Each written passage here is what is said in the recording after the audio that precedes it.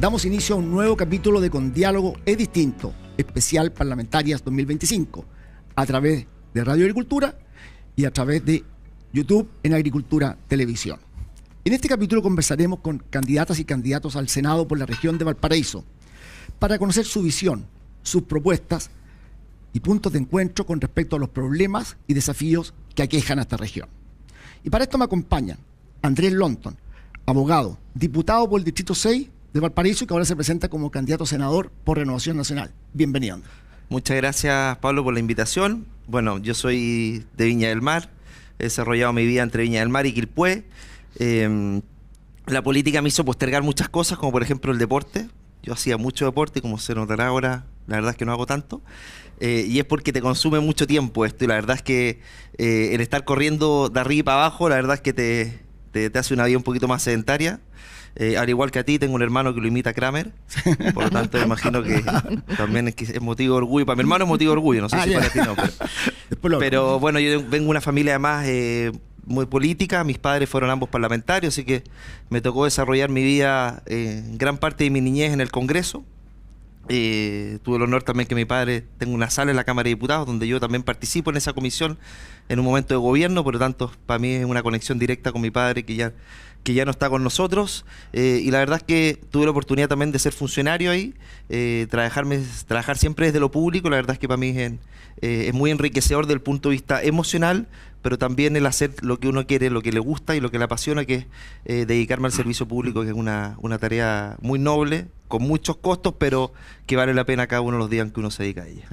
Bueno, muchas gracias, Andrés, por conocer parte del lado B, porque esa es la idea, conocer un poco el lado B cada uno. Y ahora vamos con Germán Correa, sociólogo, ex ministro de Estado y candidato a senador independiente en cupo por el partido de la Federación Regionalista Verde Social. Cuéntanos un poquito, Germán, de tu lado B. Así, bueno, mi lado B más personal, yo soy de origen ovallino, soy provinciano. Estudié en la escuela pública número 1, en el liceo, y después me vine a Santiago a estudiar porque en esa época no había universidades en las regiones. Tengo 6 nietos, a los que gozo mucho. Mi afición fundamental, diría yo, es la música clásica y la ópera, ¿no? Cosa que a mucha gente parece no calzar con gente de izquierda, pero sí, hay mucha gente de izquierda y yo soy amante desde muy niño, porque mi madre tocaba piano clásico, hacía de todo en el hogar, pero además tocaba piano. Y ahí yo tomé esta pasión por la música que me ha llevado, como he sido consultor internacional y he recorrido 4 de los 5 continentes trabajando. En cada parte donde voy siempre busco, digamos, ¿no?, la obra que estén dando en ese momento. Así que ha sido para mí un placer permanente y es como mi oxígeno, mi desahogo, mi regeneración de energía permanentemente. Así que ahora que estoy en campaña, de pronto la echo de menos porque uno está permanentemente en movimiento. Pero bueno, y soy de afición carpintero. Le hago mucho a la carpintería, ¿no? Hago sillas, muebles, reparo de todo, ¿no? Tengo generalmente una lista que me hacen en la casa para reparar cosas, enchufes, lámparas, lo que sea, ¿no? Tengo mucha afición manual también, así que bueno, es parte de la diversidad de vida que uno tiene, ¿no? Y la política obviamente es un compromiso, pero es un compromiso con lo público más que nada, más que por profesión. Muchas gracias, Germán, por compartir tantas cosas con nosotros. Yasmín Aguilar, sí, psicóloga, es consejera regional y candidata a senadora por el Partido Radical. Cuéntanos un poquito de tu lado B. Gracias, Jazmín. Jazmín, por si acaso, también dicen Yasmín. Jazmín, que quede claro. Que quede claro. Mira, yo tengo hartos lados B. Por ejemplo, hablo lengua de señas hace más de 20 años, soy intérprete de lengua de señas, trabajé en la televisión, en las noticias, en el cuadrito chiquitito. Entonces, hay gente que me ha dicho, oye, te he visto, pero quizás en el cuadro chico. Trabajé también, de hecho, en campañas políticas, trabajo también en la televisión a través de la lengua de señas. Mi otro lado B, yo decía, ¿lo digo o no lo digo? Porque a veces como que es cuestionado, incluso por la izquierda, yo soy de izquierda. Yo soy tarotista, además. Trabajo con todo lo que tiene que ver con las terapias complementarias. Además de ser psicóloga, soy terapeuta hace más de 20 años, tengo 40 años, la gente no me cree. Entonces cuando escucha mi currículum dice, ¿pero cómo has hecho tanto? Y es porque ya llevo un buen tiempo haciendo trabajo educativo, terapéutico. También soy profesora de educación básica, además de ser psicóloga, y tengo un magíster en inclusión laboral de personas con discapacidad. Mi mundo es la discapacidad, son las personas sordas, y el mundo es espiritual, que a veces no se escucha mucho por acá, pero ese mundo espiritual que nos lleva a un desarrollo humano completo. Muchas gracias, Jamil. Wow. Y Arturo Esquella, abogado, exdiputado, presidente del Partido Republicano y por lo tanto candidato a senador por el mismo Partido Republicano. Arturo, cuéntanos un poquito. Bueno, muchas gracias por la invitación. Yo creo que lo entretenido sería sacar unas cartas y que nos diga qué va a pasar. Sí, todos queremos lo mismo. Cedo mi tiempo pensando en eso. Se agradecería.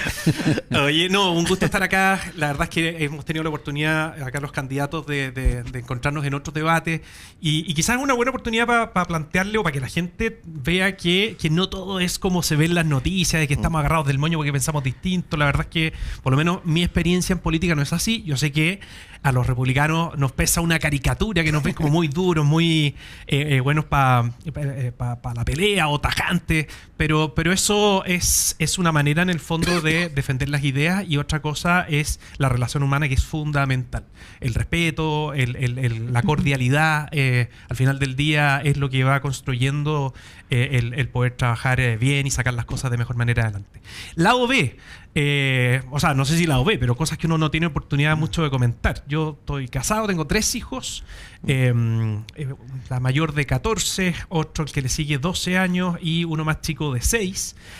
Yo fui parlamentario durante 8 años, del 2010 al 2018, Pablo, en Marga Marga, antiguo distrito 12, se estaba formando la provincia de Marga Marga, que por lo demás el padre acá de Andrés le tocó ser el primer gobernador de la nueva provincia de Marga Marga en ese entonces. Y yo dije, mira, nunca más o sea, no me salí voluntariamente, dije, voy a estar solo 2 periodos, y pensaba retomar la política cuando mis hijos estuvieron un poco más grandes, porque entre medio fueron creciendo, en fin, pero todavía muy chicos, y me llaman por teléfono José Antonio Cast cuando estaba empezando a agarrar vuelo su elección presidencial de hace 4 años, y me pide en el fondo que vaya a reforzar, porque en el fondo eran 4 gatos nomás, empezó a crecer la campaña, le pidió ayuda a todos, se suponía que era por 2 meses nomás y aquí me tienen de vuelta. Bueno, lo entendieron en la familia, están felices de que esté haciendo lo que me gusta, y aprovecho mucho, y acá voy a las cosas más hogareñas, aprovecho mucho los tiempos que son más escasos cuando uno está en esta actividad, el fin de semana particularmente, así que aprovecho para hacer el dato cuando me invitan a cosas los domingos políticas, mire, es poco probable que pueda porque trato de vivir intensamente con mis hijos, soy el que cocina en la casa, el que le mete mano al jardín, también soy el que me tiene en una lista, digamos, de las cosas que hay que arreglar, muy en esa línea, aunque mi señora no se queda atrás en todas esas cosas, me va dando como instrucciones, ¿no? Como en la casa de gran parte de la familia chilena, el que manda ya sabemos quién es, Sí, con la que manda más bien. Oye, bueno, muchas gracias a los 4 por conocer algo más de su parte personal, ¿no? Que para quienes van a votar y, ¿no es cierto?, elegir próximamente, es muy bueno saber que hay una persona, sobre todo una gran persona, detrás de un político. Vamos a una pausa y ya volvemos con Diálogos Distintos.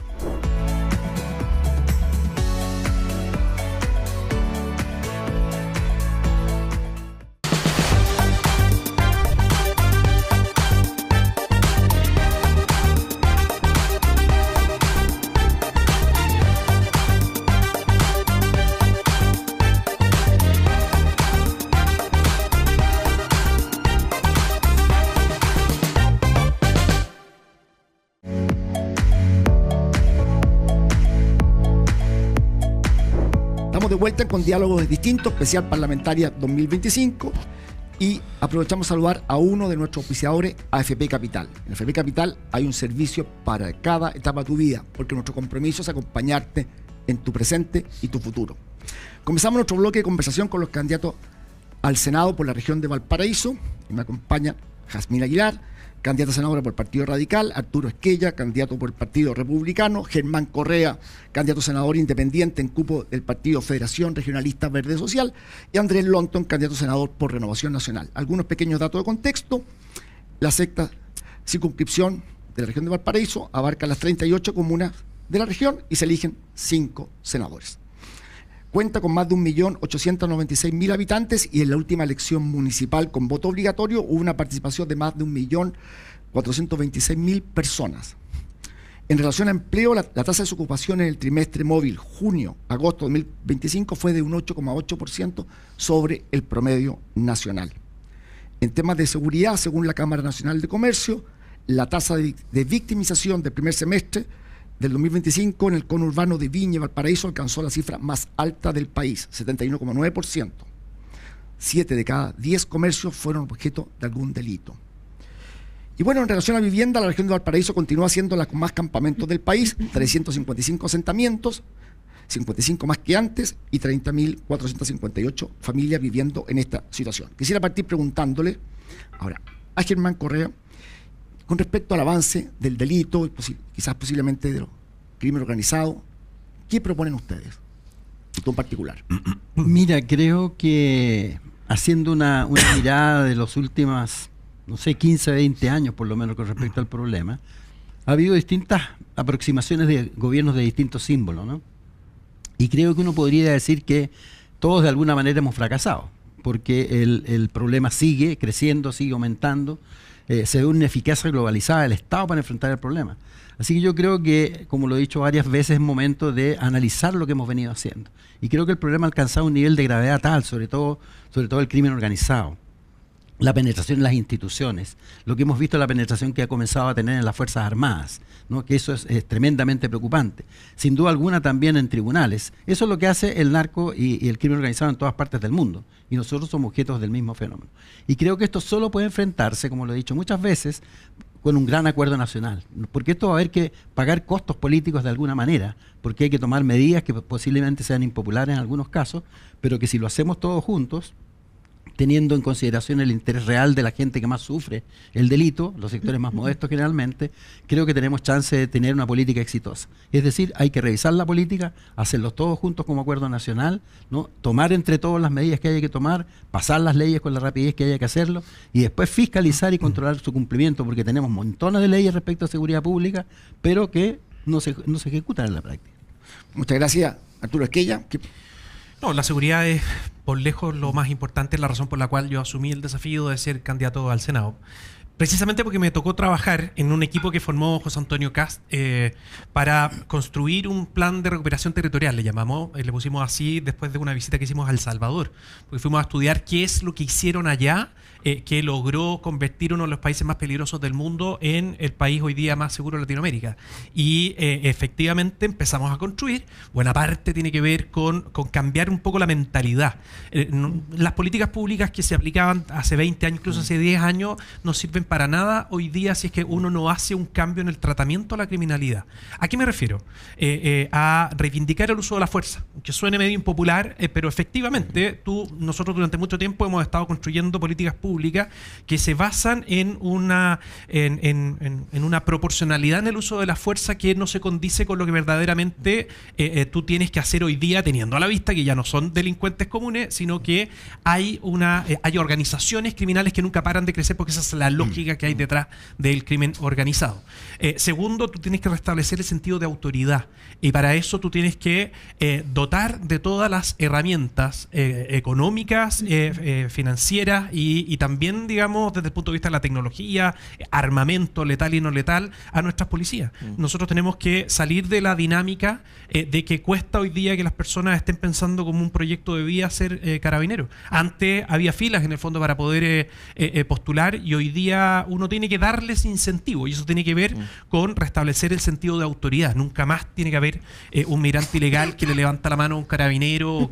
Me imagino que se les viene en la cabeza todo. Y lo tercero es anticipar la labor policial, y esto ya tiene que ver con la parte operativa, esto ya es más técnico, que es lo que estudiamos bien en El Salvador, junto al general Basaletti y otros de la comitiva, que apunta a hacer unos cambios legislativos, y por eso en el fondo me tocó a mí tomar ese tema, que anticipa o te permite, de acuerdo a ciertos tipos penales, anticipar la persecución y sanción penal, ir a buscar a los líderes de las bandas criminales, generar, digamos, una estructura legal que haga que no puedan salir de la cárcel.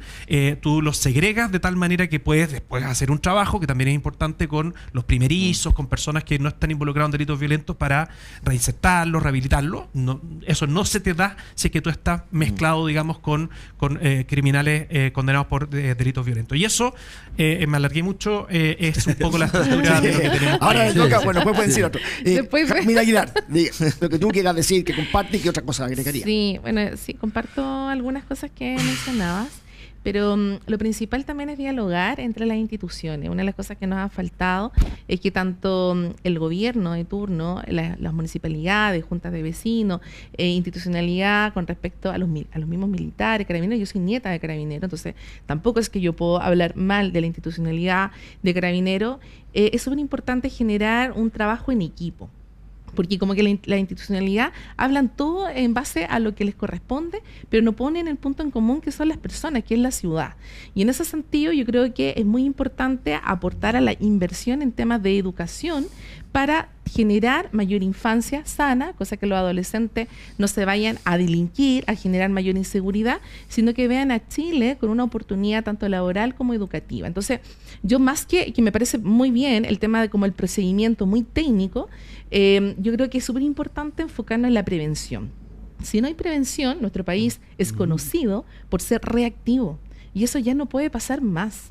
Y para eso necesitamos trabajar con las comunidades, trabajar con educación, darle oportunidades a los jóvenes y que nos vean un país en donde existe un desarrollo real humano, pero no que la gente se vaya, no tenga trabajo, que nos pasa en la región, y además se vaya a la inseguridad misma. Entonces, eso por una parte de la prevención. Y con respecto al tema ya como procedimiento técnico, yo estoy de acuerdo con respecto al tema y le agregaría el tema de las reformas con respecto a carabineros, a PDI y a militares. Yo soy de las personas, lo dije cuando era consejera regional, yo creo que los militares tienen que estar en la calle, y lo digo con mucha responsabilidad, pero con reforma. No los militares que tenemos actualmente, porque tienen una cultura distinta, me hago responsable con eso, pero sí necesitamos mayor educación incluso y una reforma interna en esta institucionalidad. Sí. Andrés Lonton. Sí, yo coincido mucho con Arturo. Yo creo que el resguardo de nuestras fronteras es fundamental. En la región de Valparaíso las fronteras marítimas es clave. Y terrestre, por el primer puerto terrestre de los Andes, más Puerto San Antonio, Puerto Valparaíso, es fundamental desde el punto de vista de tener más tecnología, de tener más capacidad, desde el punto de vista de anticiparse a el ingreso del narcotráfico, del crimen organizado por nuestras fronteras terrestres particularmente están muy desprotegidas.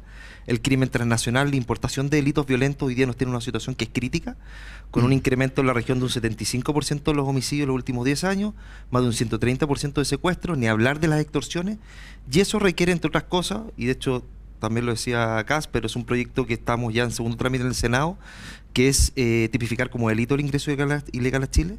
No podemos permitir que los migrantes ilegales, muchos que vienen a delinquir, ingresen a Chile porque después permanecen en el país y es muy difícil expulsarlo, y solamente se les expulsa cuando cometen un delito. Hay que expulsarlos antes. Inteligencia es fundamental. No tenemos inteligencia. Si no hay inteligencia es muy difícil la prevención desde el punto de vista de anticiparse a los delitos. Por otro lado, fortalecer el Ministerio Público. Tenemos muy pocos fiscales. Tenemos un fiscal que ve 1.500 causas y eso limita la persecución penal. Lo que pasa con la responsabilidad penal adolescente también es muy relevante. Los adolescentes que cometen delitos entran y salen de los controles de detención como si nada, y eso requiere endurecer la ley de responsabilidad penal adolescente que ya pasó al Senado, para efecto que los menores que delinquen tengan una pena como corresponde y sin perjuicio de eso tengan una rehabilitación también profunda en el sistema, para efectos de que el día de mañana no vuelvan a delinquir, y conjuntamente con ello fortalecer a los inspectores municipales para que sean un real coayudante de carabineros, y el proyecto de infraestructura crítica, ahí consigo con Jamín, que tiene que ser una real ayuda a carabineros y ubicarlos en lugares estratégicos para poder prevenir de mejor manera y acompañar a carabineros. Las Fuerzas Armadas es fundamental para que tengamos un rol preventivo mucho mayor, y que le haga sentido a la ciudadanía desde el punto de vista de la realidad que vive hoy día, que la realidad es que después de ciertas horas no se puede salir tranquilo a la calle, y con eso se deteriora el comercio, el turismo y la calidad de vida de la región de Valparaíso. Yo sé algunas preguntas que han tocado así brevemente para que todos las respondan. Primero, Arturo, ¿en qué situaciones estás tú dispuesto a que la presencia de militares, de Fuerzas Armadas, en apoyo a la seguridad pública? No, yo creo que es fundamental. Uno tiene que asumir de que tenemos, incluso abriendo un poco la mirada, dos amenazas muy latentes desde el punto de vista de la soberanía del país. No necesariamente, digamos, aplica el caso de terrorismo en nuestra región, que lo que se ve en la macrozona sur, pero evidentemente si uno escarba en cuáles son los postulados de ello, hay una amenaza evidente a la soberanía, y eso justifica plenamente el intervenir con las Fuerzas Armadas, tal como se está haciendo en el contexto de un estado de excepción hoy día, pero se puede seguir muchísimo más incisivo. La novedad quizás está en que también en el crimen organizado yo veo un atentado a la soberanía que habilita el que se cuente con las Fuerzas Armadas, como decía Jazmín.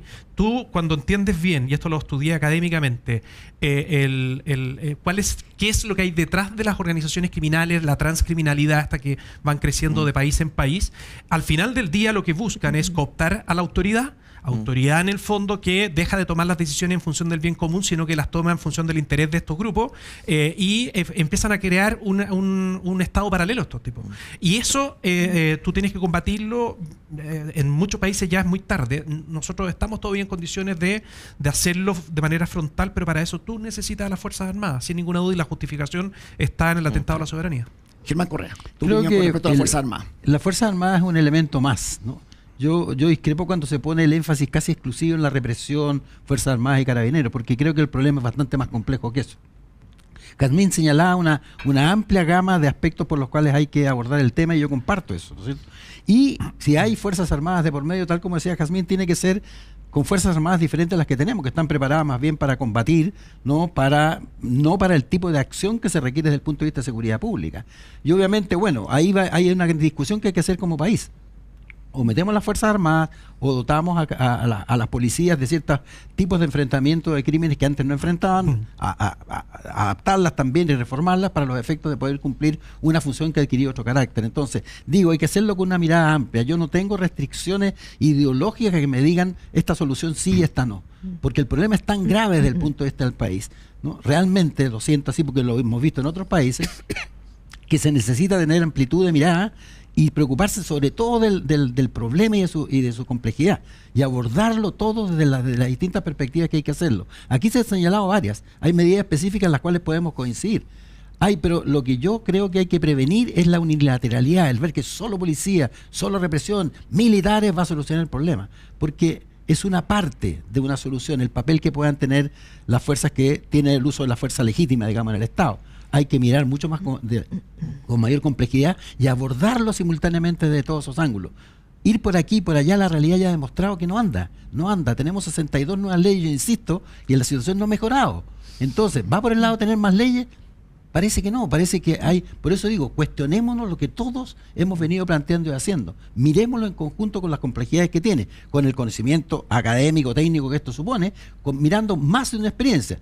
Solo para decir, por ejemplo, en Medellín, Colombia, capital del narcocrimen, ¿no es cierto?, llegó a tener la tasa de asesinato más alta del mundo a través de una política que le llamaron el urbanismo social, ¿no es cierto?, que atacaba fundamentalmente la pobreza, que integraba a la sociedad, se transformó en una ciudad 2 veces señalada la sociedad de mejor calidad de vida del mundo. 2 veces, 2014-2016, con una política integral. Creo que hay otra experiencia distinta a la de El Salvador internacionalmente que tenemos que mirar y también aprovechar para nuestra realidad aquellos aprendizajes. Oye, para cambiar de tema, pero brevemente, terminar con seguridad, ¿algo que agregar a lo que se ha dicho?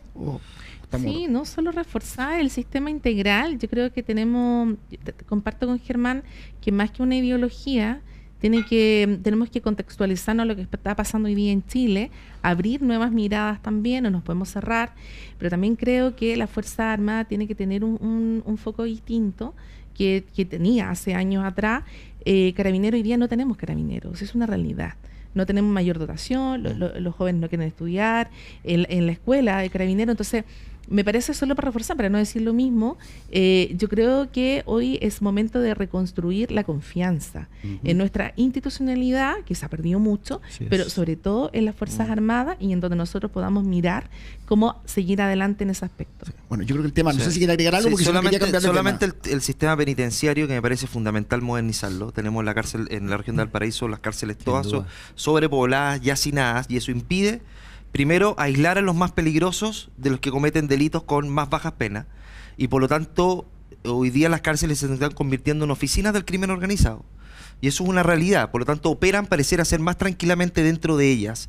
Y por lo tanto, eso no ayuda de ningún aspecto. No hay un castigo como corresponde, no hay rehabilitación y no hay reinserción de ningún tipo. Por lo tanto, quienes cometan delitos peligrosos tienen que tener unas cárceles de alta seguridad donde haya aislamiento, incomunicación, impedimento de poder tener alguna salida al medio libre desde el punto de vista de tener algún contacto para que no sigan operando, y por otro lado tener un sistema moderno que permita que quienes cometan también delitos tengan, cuando salgan el día de mañana, no vuelvan a cometer delitos igual o más peligrosos, que eso es lo que hace cuando te mezclas con delincuentes peligrosos como el crimen organizado, que hoy día terminan no solamente escapándose de la cárcel de forma ridícula y absurda como Valparaíso, sino que además terminan cooptando muchas veces a funcionarios dentro de las mismas cárceles como Gendarmería, donde muchas veces la vida de ellos corre mucho riesgo. Muchas gracias. Bueno, vamos a cambiar de tema.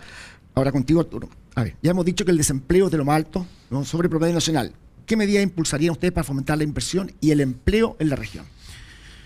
No solo la región, aunque es una buena muestra de lo que es Chile. Sí. La región de Valparaíso reúne, digamos, características que uno ve desplegados en todo el país. Tiene zona minera, agrícola, en fin, turismo, que está bastante apagado y tenemos que reactivarlo.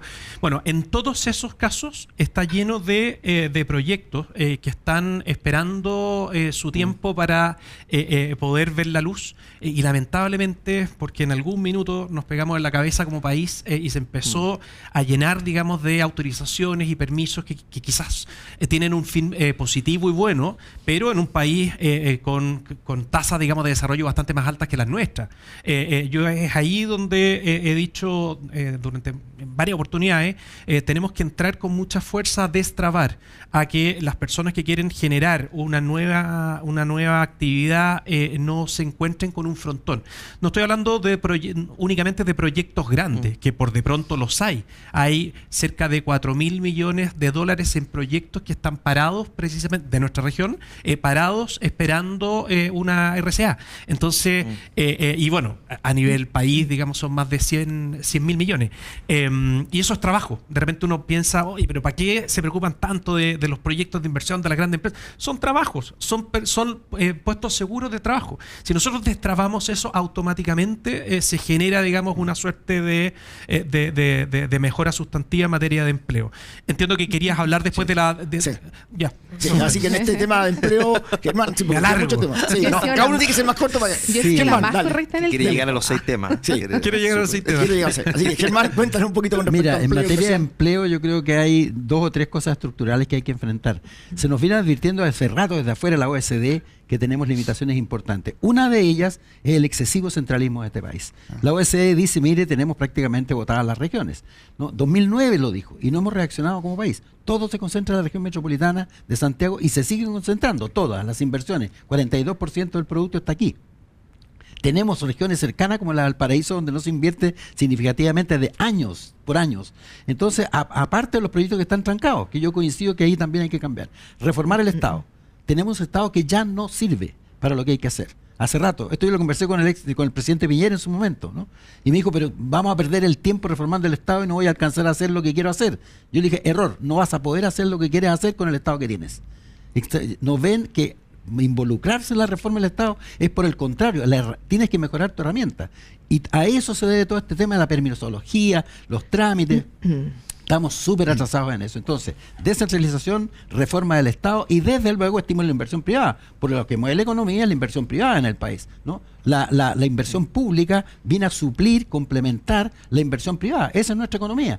De tal manera que creo que ahí por esos 3 caminos podemos enfrentar con mucho mayor eficacia el problema económico. Andrés, Sí, yo- ¿algo más que aportar con respecto a esto? ¿Otra cosa? Sí, a ver, tenemos proyectos importantes como la ampliación del puerto de Valparaíso, del puerto el puerto exterior de San Antonio, tren Quillota de la Calera a la Cruz, que está absolutamente paralizado por temas de permisología u otros temas del Servicio de Evaluación Ambiental, el aeropuerto de Concón.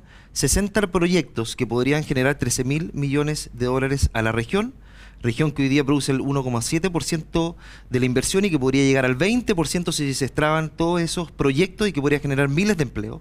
Por lo tanto, lo primero es destrabar aquello con reformas contundentes desde el punto de vista legal, Consejo de Monumentos Nacionales, Servicio de Evaluación Ambiental, y por otro lado no poner más cargas a los empleadores para que se pueda generar inversión, y el tema de la seguridad también viene de la mano con esto, porque si tenemos una región insegura, ese es el más cruel de los impuestos para un empleador y para un emprendedor que termina cerrando temprano o termina bajando las cortinas, como vemos en Viña del Mar y en Valparaíso, a propósito de las cifras que diste de la Cámara Nacional de Comercio. Por lo tanto, esos son elementos relevantes, y por otro lado, el tema del incentivo al empleo juvenil y también de los adultos mayores con incentivos ya sea tributarios o de otro tipo, porque vamos a recibir también un país muy endeudado para el tema de los subsidios, pero creo que hay que darle una vuelta respecto al empleo juvenil y también de la mujer, que la región tiene altas tasas. Justamente te iba a preguntar cómo combatir la informalidad en el empleo en general y la mujer en particular. Jamil, ¿qué piensas tú? Bueno, también te quería responder la pregunta que habías hecho sobre el tema del empleo de la región.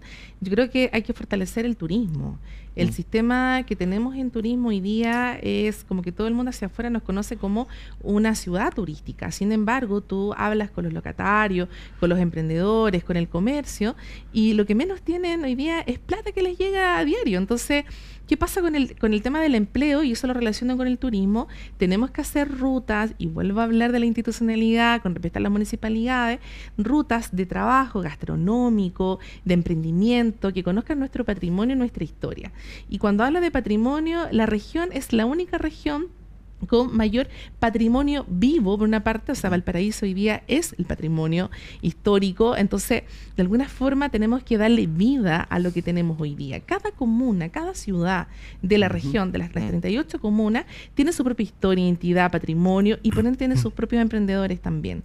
Yo creo que lo que tenemos que hacer en lo concreto, así como a un mediano plazo, tenemos que aportar en revitalizar, en mesas de trabajo, poder generar un modelo también de turismo y generar mayor empleo y fortalecer el que tenemos actualmente. Hay muchos emprendedores que hoy día no venden, y están ahí con su espacio, y es lamentable porque también hay pobreza en la región. Hay gente que no tiene ni un pan para comer. Entonces, yo lo hablo porque cuando uno está en el territorio, yo sé que tenemos tiempo, y yo soy la única que he cumplido con los tiempos. Arturo, ahora no vamos a cambiar, ahora sí. Ya. Me dejan para el último. Pero han dado ya con toda la idea. La idea es que la gente lo escuche y escuche qué propuesta. Entonces, ahora vamos a un tema que lamentablemente hay muchas partes, pero que la región tiene un gran problema de infraestructura hídrica y de escasez, ¿no es cierto? Por decir, la provincia de Petorca. ¿Qué proponen ustedes para enfrentar esto? Muy relacionado con lo que estábamos hablando, un proyecto de una planta desaladora demora en Chile en promedio en permisos y autorizaciones 11,3 años. Nosotros tenemos una en desarrollo que tiene, quizás, claro, alguien podría decir, tiene un fin industrial, pero con 5 o 6 estaciones de distribución que se van a hacer cargo precisamente de la escasez hídrica que hay en ciertos lugares, varios de ellos en nuestra región. Hay otro que la última estación creo que es en Tiltil. Me refiero a la planta que está en ejecución en Puchuncaví. Bueno, aquí voy. Si es que tú, Estado, te das cuenta que tienes un problema enorme desde el punto de vista de la escasez hídrica, en nuestra región prácticamente toda está en una situación bastante lamentable, y de ahí el norte del país, que decir, no puede ser en el fondo que tengas el mismo estándar desde el punto de vista de la permisología que otros proyectos que no generan esta rentabilidad social que genera el poder dotar, digamos, de agua potable, particularmente a zonas con escasez hídrica. Tiene que haber un cambio de mentalidad. No puede ser en el fondo que se demore 11 años, y eso es pura voluntad política. No se necesita una ley ni siquiera para poder cambiar, digamos, estas cosas. Hay muchas que perfectamente vía medidas administrativas tú las podrías resolver, y en parte es lo que hemos estado nosotros proponiendo desde la candidatura de José Antonio Cast. Germán Correa, ¿estás de acuerdo con esto? Mira, yo creo que aquí hay que tener una mirada también un poco distinta, hay que incorporar conocimiento. Existen tecnologías hoy día. Primero, hay según gente que entiende, yo no soy experto, hay tecnologías que países que han enfrentado este tema han resultado súper eficaces. Obviamente hay un tema de escasez, pero también hay un tema de enorme desaprovechamiento de lo que hay. Y ese enorme desaprovechamiento podría dar cuenta de la escasez que hay si se administrara bien, y para eso hay tecnologías. Segundo, hay que tener miradas audaces, ¿no? Cuando uno ve que en China se han construido canales de 2.500 kilómetros, ¿no? Precisamente para traer agua donde la hay, para donde no la hay, ¿no? Claro, ustedes me dicen China, un país enorme con tremenda inversión. Bueno, pero nosotros también somos un país que no somos pobres y que podríamos canalizar inversiones precisamente para traer agua, ¿no?, donde no la hay. Segundo, hace muchos años que yo vengo planteando una cosa que puede ser una locura para algunos, pero que se puede estudiar, ¿no? El tema que tenemos con Bolivia que nadie toca. Yo hace muchos años planteé, incluso se discutió en la Cámara de Diputados y fui invitado, el tema de cambiar agua por agua con Bolivia. Tenemos el lago más grande de Sudamérica en el Titicaca. Bolivia quiere salir al mar. ¿no? En algún momento, incluso en el gobierno de Pinochet, ustedes recuerdan, hubo un acuerdo de una transacción territorial que permitía a Bolivia salir al mar a cambio de. ¿Por qué no tenemos esas miradas, ¿no es cierto? El norte entero podría abastecerse del agua de ese inmenso en el lago boliviano, pero para eso requiere un acuerdo político estratégico territorial, donde además con Bolivia tenemos el tema común del litio, y con eso termino. Podemos ser la transnacional del litio entre Bolivia, Argentina y Chile. Tenemos el 75% de las reservas. Tenemos noticia. Jazmín, ¿qué piensas tú con respecto al tema del agua? Sí, bueno, comparto mucho lo que dice Germán sobre el tema de la tecnología, los mecanismos para buscar formas de traer agua, pero también es súper relevante el gobierno regional. Como yo trabajé 8 años en el gobierno regional, también existen programas para poder trabajar la reutilización del agua, ya desde un ecosistema distinto, tecnológico, pero también que cuide el medio ambiente. Y lo más importante es generar el agua como derecho humano. Hoy día no es un derecho humano el agua, está privatizado, y al estar privatizado, lamentablemente, tenemos estos problemas de sequía que también tienen que ver por el modelo económico que nosotros tenemos en el país. Andrés Lonton, sí. ¿algo que agregar? Yo creo que el tema de las plantas desaladoras es muy importante. En el norte del país la tenemos muy desarrolladas. Con la debida tecnología y con la debida sociabilización, las plantas desaladoras pueden ser una alternativa. El tema del agua reutilizables también. Las plantas de tratamiento son muy importantes para que en las regiones del Paraíso se canalice bien y se reutilicen aguas grises o aguas negras. Y por otro lado, la DGA y la DOH es importante darle un carácter técnico y profesionalizado. Hay un detenimiento de proyectos o criterios políticos que terminan impidiendo que los proyectos avancen. Nuevas zonas de captación de agua, proyectos de revestimiento, pequeños embalses. Hay una inversión que está detenida que puede canalizar de mejor manera la escasez de agua que tenemos en la región de Valparaíso, y que al menos estos 2 años no ha estado tan profunda desde ese punto de vista, pero en cualquier momento la sequía puede impactarnos nuevamente con mucha intensidad, y eso requiere que los proyectos avancen un poquito más rápido con soluciones más modernas de las que estamos viendo hoy en día, que lamentablemente avanzan a paso muy lento. Yo los voy a apurar más ahora. Arturo, con respecto al déficit habitacional y sobre todo la gran cantidad de tomas, ¿cómo enfrentarla o qué proponen ustedes?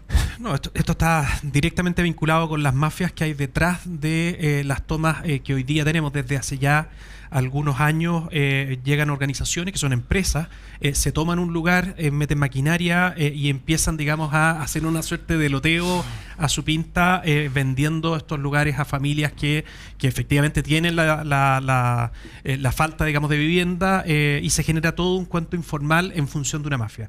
Hay que entrar con inteligencia a esas organizaciones, ver quiénes son los líderes de estas bandas criminales que están al final del día engañando a las personas más vulnerables, y así tú puedes hacerte cargo de que al menos, digamos, cortar el flujo para futuro, de que no sigamos creciendo en materia de toma, y en paralelo, por supuesto, el Estado tiene un rol que hacerse cargo desde el punto de vista, digamos, de los requerimientos de vivienda que tienen esas familias, y no llegan porque sí, digamos, a comprarle a un X un par de metros, digamos, para instalar su casa. Es una tarea que, si es que tú tienes la flexibilidad suficiente, nosotros estamos proponiendo un subsidio a la tasa. Te haces cargo precisamente de darle solución a la clase media, que si es que tú lo puedes llevar a tasa para créditos hipotecarios previo, digamos, a lo que teníamos para el estallido. La verdad es que buena parte de la población que requiere, digamos, solución habitacional la encuentra por sí sola, y así el Estado se concentra en los más vulnerables. Jazmín, tu propuesta. En lo concreto, comprar suelo, el Estado debe comprar suelos, terreno, un banco de suelo, claramente para generar una planificación en todo Chile con respecto al tema habitacional. Yo creo que tenemos que atacar la causa. Las tomas son hoy día los efectos por no tener una buena política habitacional, y eso hay que ser súper responsable con indicarlo. Tampoco este gobierno pudo dar con una buena política habitacional. De hecho, el cómo sacaron a las personas de la toma violentamente, eso tampoco yo estoy de acuerdo. Entonces yo creo que tiene que haber un plan de acción si queremos intervenir, pero tiene que ser sistemático, siempre respetando el derecho al habitar, pero también respetando a la gente con respecto a cuando hay niños, como lo que ocurrió ahora en San Antonio, en Quilpué, perdón. Entonces yo creo que tenemos que ser bastante juiciosos con respecto a lo que no tenemos, cómo enfrentarlo, y para atacar también el problema tenemos que llevar a la causa. Y lo segundo, el tema de los subsidios. No puede ocurrir de que la gente no le alcance el subsidio porque te dan muy poca plata, la oferta es muy baja a la que tú realmente puedes optar. Entonces hay una inconsecuencia con el sistema que tenemos, que no solamente viene actual, sino que esto viene hace muchas décadas con respecto a lo que la gente puede optar, lo que les da el Estado como subsidio. Entonces nosotros tenemos que tener una política real con sentido humano, pero también que no sea en este caso violento, como el tema de las tomas, intervenir. Hay mafia, yo estoy totalmente de acuerdo, pero primero ataquemos lo que hoy día la gente no tiene, que es casa, su primera vivienda. 4 millones de personas en la nación no tiene su vivienda propia. Muchas gracias. Andrés, ¿algo que agregar o cambiamos de tema? Algo que agregar. Nosotros aprobamos la ley de usurpaciones, que endureció la ley antigua, que era muy permisiva con respecto a las tomas de terrenos. Las policías pueden actuar de manera permanente con flagrancia, pero acá se requiere decisión política. A veces la política impide que las leyes funcionen. Si alguien se toma un terreno de manera ilegal, el deber de las instituciones es inmediatamente ir a atacar aquella usurpación para efectos de no solamente proteger la propiedad privada, sino que también evitar un delito que tiene que ver precisamente con los loteos brujos muchas veces, con personas, con mafias, con crimen organizado, con venta de derechos que terminan mermando, que son principios básicos en un Estado de Derecho. Por lo tanto, sin perjuicio que el acceso a la vivienda es importante, pero eso no tiene que ser a costa de cometer un delito y hacerle daño a terceros. Hay que cumplir la ley y para eso, claramente que los políticos y quienes estamos en cargos públicos tenemos el primer deber con cumplir con aquello sin necesidad que esto pase por un tribunal, que es precisamente lo que ocurrió en Calichero después de un asesinato brutal, de un sicariato, que espero que sea un antes y un después respecto a el orden que hay que recuperar en nuestro país, sin perjuicio de fortalecer las políticas de vivienda tan importantes para los más vulnerables y la clase media, y ahí la propuesta del IMATEI muy importante que tiene que ver con el pie cero, para jóvenes que puedan tener un acceso a la vivienda, quienes trabajan y que se les hace imposible poder acceder a una vivienda, particularmente por las altas tasas. Oye, Correa, ¿algo que agregar? Sí, mira, creo que criminalizar y endurecer, que parece ser la fórmula preferida que escucho por aquí, no es el problema y cómo hay que atacar el problema. Obviamente las ilegalidades tienen que ser resueltas como la ley manda. El tema creo que vamos por donde dice Jazmín. Yo creo que aquí hay una falta de planificación del Estado de adquirir terrenos con la debida anticipación. Sabemos del problema que cuando no se resuelve terminan en tomas. Las tomas vienen de los años 50 o 60 en América Latina como forma de resolver el problema de la vivienda para los sectores más pobres, ¿no? Y muestran las ineficacias del Estado. Hay un modelo fracasado, creo, de vivienda social, además de la mala gestión que ha habido, creo yo, en este gobierno con respecto a ese tema, la verdad, ¿no? Y ahí están los resultados, y para qué decir de la reconstrucción del incendio, que todavía está dando vuelta, ¿no? Y la gente viviendo angustiosamente.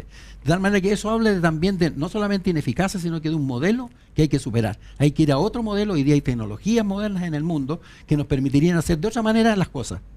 Usar la cantidad importante de recursos que el Estado compromete en esto de manera diferente. La que la estamos haciendo está mal. Subsidiar, sí, pero el subsidio hay que ponerlo de manera inteligente, licitaciones mundiales en que se incorporen nuevas tecnologías de construcción de vivienda lejos, mucho más rápidas que las que nosotros tenemos, que todavía son como del siglo XIX, y de esa forma enfrentar con eficacia el problema. Y ahora cada uno tiene menos de un minuto para decirme cómo enfrentaría la lista de espera. Arturo, después Jamé. La lista de espera de salud estamos hablando, obviamente. Sí, por supuesto. No, es aplicar buena gestión en los servicios de salud. Creo que estamos al debe. Parte importante se debe a resabios de ideología exacerbada por parte de quienes están hoy día en el gobierno. Cuando tú tienes una dificultad en la red pública, puedes recurrir sin ningún problema a la red privada. Están las leyes, pero lamentablemente ahí la ideología le jugó en contra. Perfectamente se puede abordar si es que tú no tienes esas trabas y le garantiza a las personas que va a tener una atención de salud independiente de cuál sea la naturaleza jurídica de quien te está dando esa prestación. Jamín. Sí, comparto el tema de la gestión. Yo creo que yo soy de las personas que cree que lo privado con lo público pueden conversar. Creo que ahora que tenemos un problema grande de lista de espera, tenemos que dialogar con lo privado, tenemos que bajar así doctores del privado, que el Estado pague justamente este sistema distinto que se puede dar, pero hoy día hay gente que se está muriendo, estamos en una urgencia, y dado esa urgencia tenemos que gestionarla en base al contexto actual. Y lo segundo, bien rapidito, empezar a fiscalizar también los roles de funcionarios públicos en temas de salud, en la temática de salud, si están trabajando y cómo están trabajando y cómo apoyarlos con la tecnología. Y es también la tecnología tiene que ser que un paciente entre y que ese paciente esté a lo largo del país, pueda sus datos estar en línea también. O sea, generar un gobierno digital a través de la salud. Muchas gracias, Carmen. Andrés Longton, lista de A ver, espera. yo creo fundamental la alianza público-privado, que te tenga que responder en un plazo que está establecido, y que una vez que el sistema del Estado no responde, esto se puede derivar directamente, y los hospitales públicos que tengan que trabajar los días no hábiles, incluso fin de semana, con los incentivos correctos, con el presupuesto correcto y aumentando la eficiencia. La gente no puede pagar el pato porque el Estado no responde, mucha gente se termina muriendo, terminan llamándolos por teléfono y finalmente no hay nadie detrás del teléfono porque la persona falleció, y por lo tanto esa incapacidad del Estado tiene que superarse con gestión, con alianzas público-privado y con modernización del sistema de las listas de espera, porque muchas veces ni siquiera el Estado sabe cuánta gente hay esperando una operación. Germán Correa. Sí, yo creo que esa es una área donde podríamos llegar a rápido acuerdo en realidad, por lo que dice Jazmín, ¿no? Yo comparto plenamente, aquí tiene que haber alianza público-privada, hay que superar una emergencia y después hay que ir con todo lo que aquí han dicho, hay que mejorar radicalmente la gestión. Buena parte de la sala de operación de los hospitales públicos está sin uso, porque los médicos en las tardes van a sus consultas privadas. El Estado tiene que enfrentar esa brecha de alguna manera, posiblemente con estímulos, con algún esquema, pero hay que enfrentar la emergencia sin duda alguna. Fortalecimiento de la salud pública de verdad, ¿no? Porque cuando ocurrió la crisis de la ISAPRE, todo el mundo corrió a resolverle un problema de una deuda que nos habían sacado plata del bolsillo ilegalmente, y así lo determinó la Corte Suprema, y todos corrieron a que, por favor, no, el negocio se va a ir al suelo para el 13% que se atiende en ISAPRES, ¿no? El 87% nos atendemos en FONASA. Perfecto. Bueno, la verdad que tocamos por lo menos 5 de los 6 temas que queríamos ver. Gracias a cada uno, y vamos a una pausa y ya volvemos con nuestro último bloque de Con Diálogo es Distinto.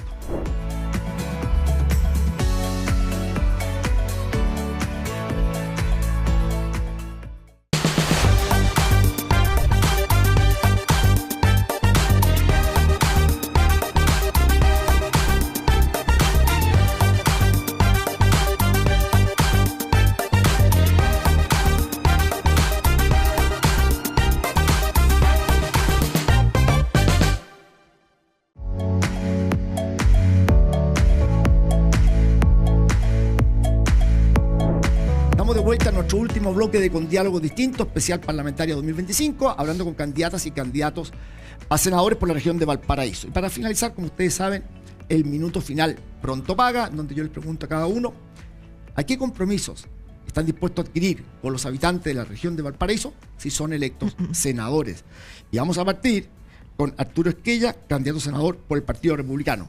Arturo, tu minuto. Gracias, Pablo. Yo quiero aprovechar este minuto para volver a lo que tocamos al principio, a hablar de la seguridad, pero desde una perspectiva y enfoque bastante distinto, desde la perspectiva de la esperanza. Porque en los recorridos que seguramente todos hemos hecho en nuestra región, nos encontramos con gente que cree que es irreversible y que tiene que acostumbrarse a vivir con miedo, a cambiar las rutinas de su familia completa y a tantas otras cosas que lamentablemente se han ido naturalizando. Y yo frente a eso, sinceramente me revelo, estoy convencidísimo que haciendo las cosas como corresponde, generando un cambio en el tratamiento que le da el Estado de Chile a la criminalidad, se puede volver a vivir en paz, tranquilo. No se va a acabar la delincuencia, sin ninguna duda, pero sí tú puedes al menos enfrentar y erradicar el crimen organizado. Estamos a tiempo en el país, lo podemos hacer, y eso es el contenido del plan que pretendo, digamos, implementar en su área legislativa de José Antonio Kast, si es que me eligen como senador. Muchas gracias. Tu minuto, justo Germán Correa, candidato a senador independiente en Cubo por el Partido Federación Regionalista Verde Social. Tu minuto, Germán. Lista B13. Sí, yo creo, mi compromiso fundamental con la región es dedicar todos mis esfuerzos a producir acuerdos entre todos los sectores sociales y políticos de la región, como en alguna ocasión también lo hice antes, montando planes estratégicos de movilidad para la región, a fin de que logremos soluciones de conjunto. Los parlamentarios vamos a hacer, ojalá, buenas leyes, colaborar con el Estado en eso. Pero lo fundamental es que podamos también usar esa plataforma y el poder que nos da la ciudadanía para movilizarnos todos juntos para encontrar soluciones a los problemas. Si ustedes nos han escuchado hoy día, van a ver que hay puntos en común en términos de las soluciones específicas. Tenemos miradas distintas muchas veces, pero creo que podemos llegar a acuerdos para solucionar los problemas de la región, que son graves y más graves que lo que vive el país. A eso sí me comprometo. No prometo cosas que no pueda cumplir. Comprometo mi esfuerzo para lograr esa unidad en la región para salir adelante con sus problemas más acuciantes. Muchas gracias, Germán. Justo tu minuto. a Andrés Lonton, candidato Sí. senador por Renovación Nacional. Tu Gracias. minuto, Andrés. Gracias, Pablo. Ayer estábamos en Forestal y me encontré con un padre que estaba con su hijo y me dijo, por favor, que nunca más tenga que llevar a mi hijo a jugar una cancha distinta del barrio de donde vive. Esa es la realidad que viven muchos niños que quieren jugar a la pelota, que quieren salir adelante, que quieren ocupar espacios públicos y que tienen que trasladarse a otros lugares por la inseguridad.